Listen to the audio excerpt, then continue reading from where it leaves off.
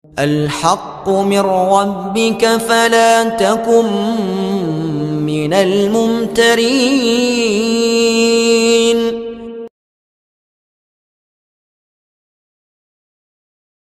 Dukun dakwah Al-Haqqu TV, pembangunan asrama, panti asuhan dan pondok pesantren Al-Haqqu, serta pembangunan Masjid Islami Center Al-Haqqu. Salurkan donasi Anda melalui Bank Syariah Indonesia dengan nomor rekening 7726170370 dengan kode bank 451 atas nama Muhammad Rais, pengasuh panti asuhan dan pondok pesantren Al-Haqqu.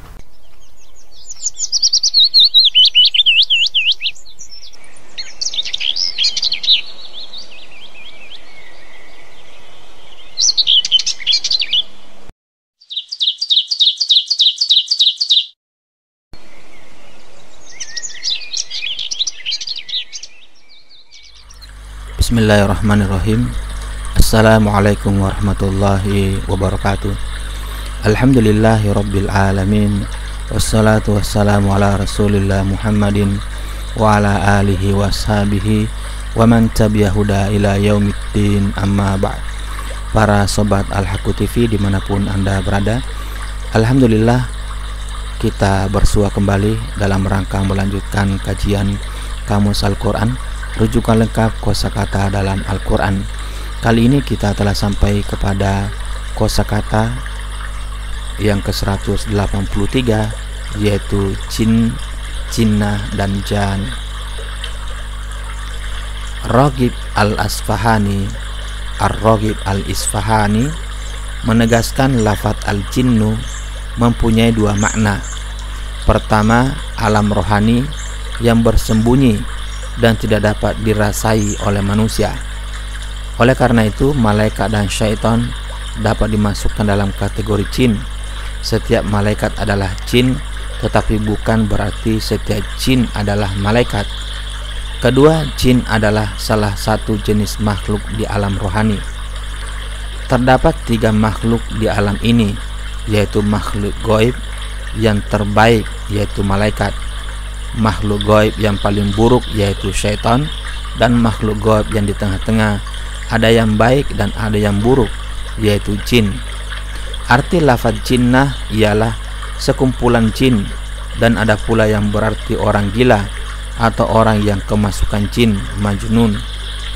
Sedangkan arti kalimat al-jan ialah jin, dan ada pula yang berarti sejenis ular.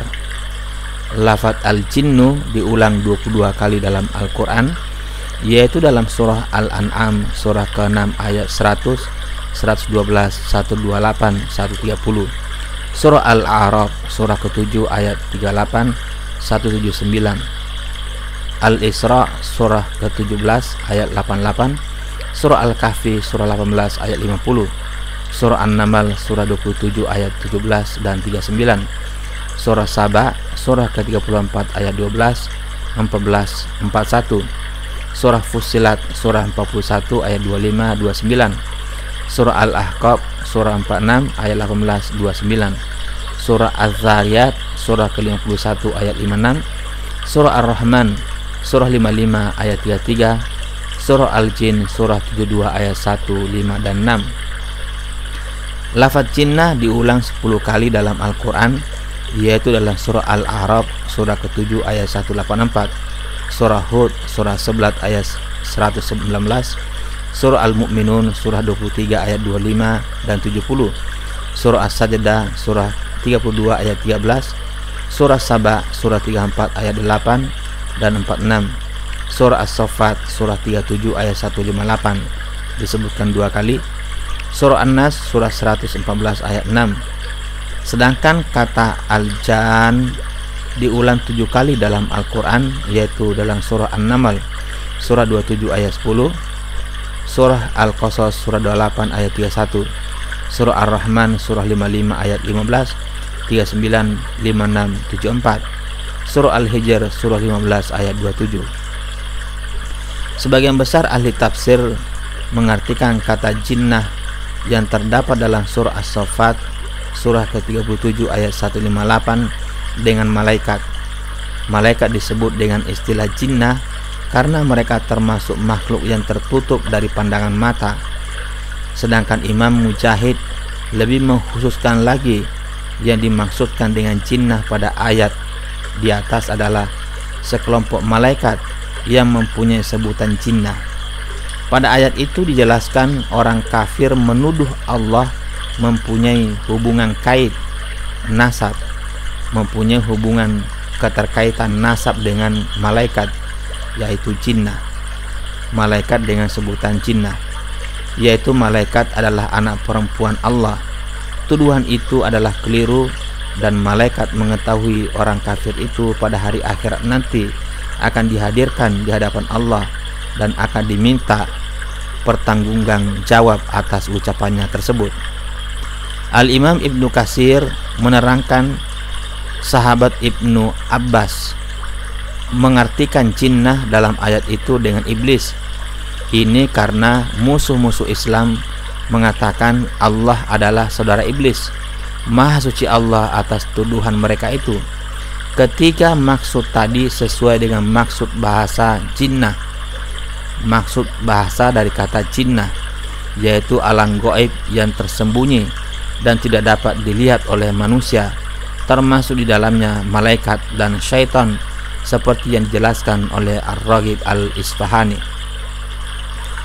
Sedangkan lafaz jan yang terdapat dalam surah An-Naml surah yang ke-27 ayat 10 dan surah Al-Qasas surah yang ke-28 ayat 31 diartikan oleh para ahli tafsir sejenis ular yang besar dan geraknya begitu cepat. Al-Imam Asy-Syaukani menekankan penggunaan kata jan dalam ayat ini memberi isyarat ular itu mempunyai gerak yang cepat seperti cepatnya gerakan jin.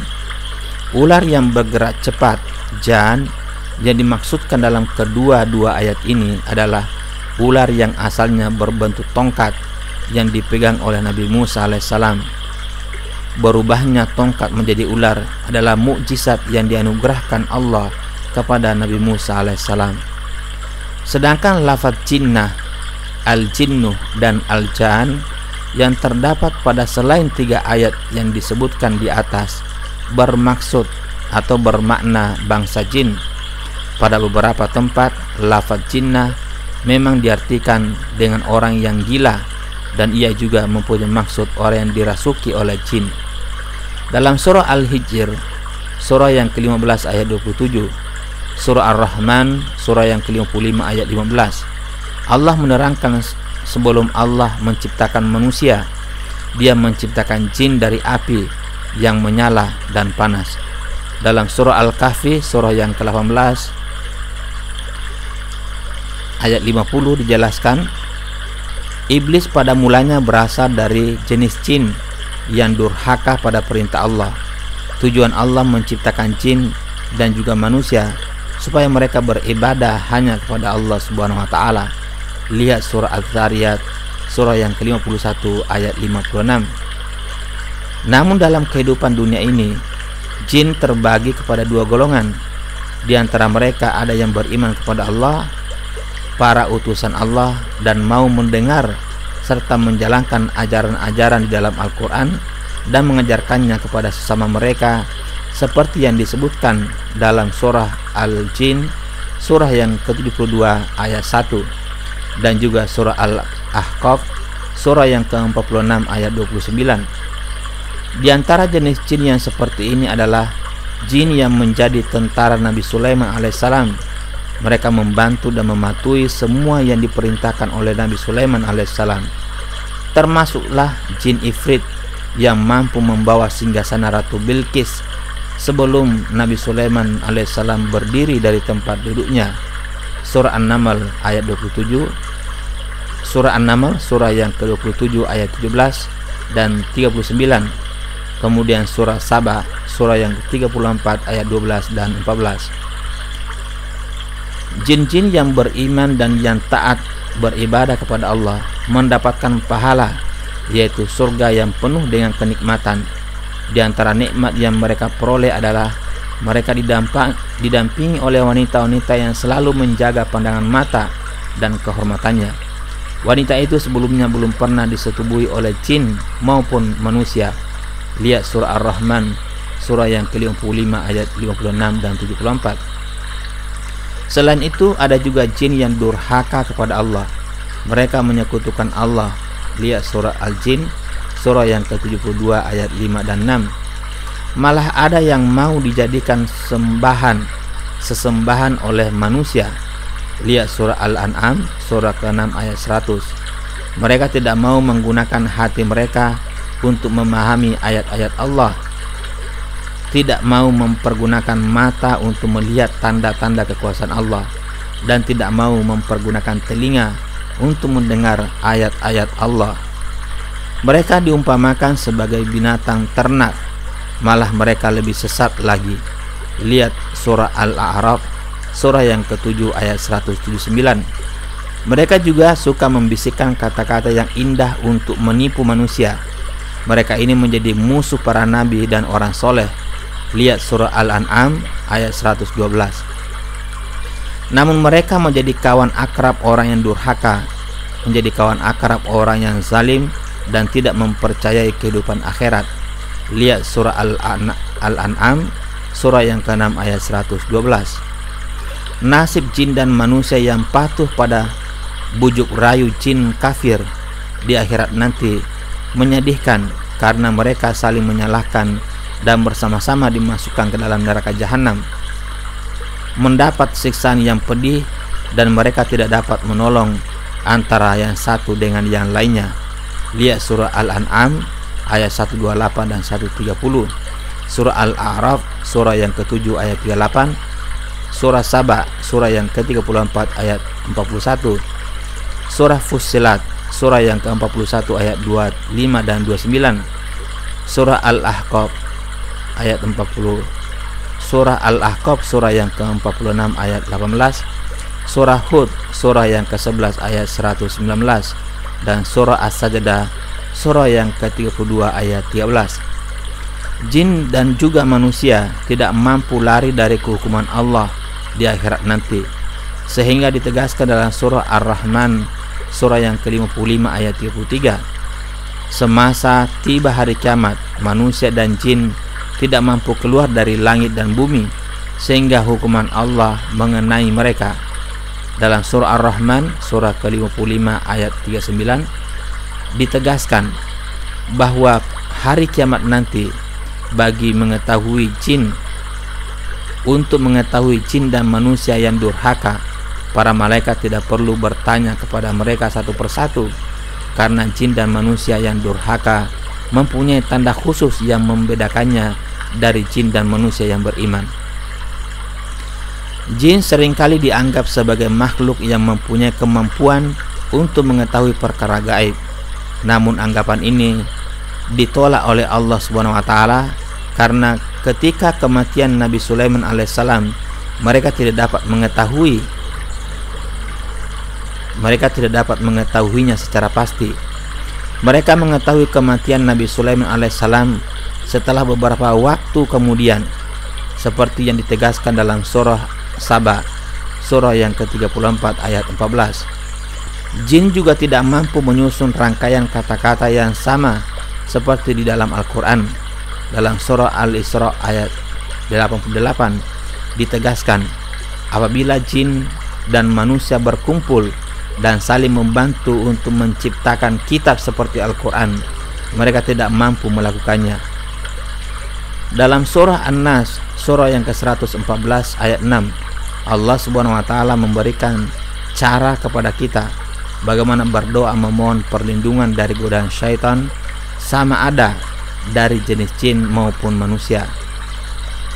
Lafaz jinnah dalam beberapa ayat diartikan dengan orang gila. Di antara para nabi yang pernah dituduh oleh kaumnya sebagai orang gila atau orang yang dirasuk oleh jin adalah Nabi Muhammad SAW dan Nabi Nuh alaihissalam.